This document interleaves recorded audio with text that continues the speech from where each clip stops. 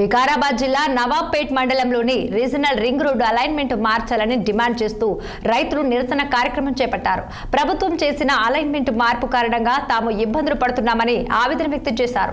తమ సమస్యను తెలియజేయడానికి రైతులు హైదరాబాద్లోని హెచ్ఎండిఏ కార్యాలయం ఎదుట ధర్నాకు సిద్ధమయ్యారు. అయితే ధర్నా చేయకుండానే పోలీసులు రైతులను ముందస్తు అరెస్టు చేశారు.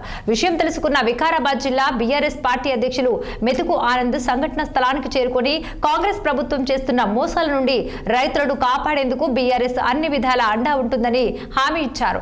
ప్రభుత్వం చట్టపరంగా వ్యవహరించాలని, ఇష్టానుసారంగా రైతుల భూములు లాక్కోవటం అంటే ఊరుకునేది లేదని ఆయన స్పష్టం చేశారు. అన్న ప్రభుత్వం ప్రజలను పోలీసులతోని ఆపాలని చూస్తున్నారు.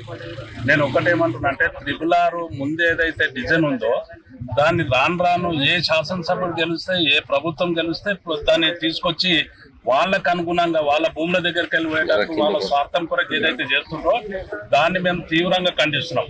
ఎందుకంటే ముందున్నది కేసీఆర్ గారి నాయకత్వంలో ముందేదైతే ఉన్నదో దాన్ని ఇలా 7 కిలోమీటర్ల యువతలకి తీసుకొచ్చారు. అనవసరంగా చించల్పేట గ్రామంలోకి వెళ్ళి మొత్తం భూమి అంతా పోయేటట్లు అక్కడ ఉన్న శాసనసభ్యుడు ఏం చేస్తున్నాడో నాకు అర్థమైతలేదు. కానీ మొత్తం చించల్పేట గ్రామంలో ఉన్న భూమి అంతా పోతున్నది. అట్లనే తీసుకుపోయి అక్కడ పరిగిలో తీసుకపోతే పరిగిలో కూడా మంచర్పల్లి దగ్గర విపరీతమైన భూమి పోతున్నది.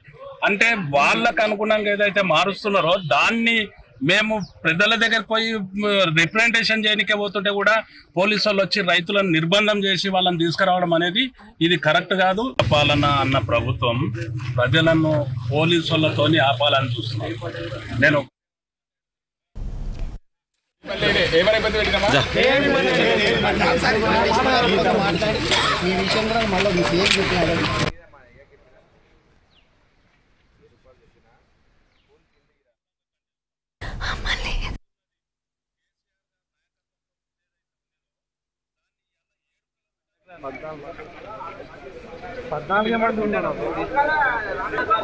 అగో లోకల్ది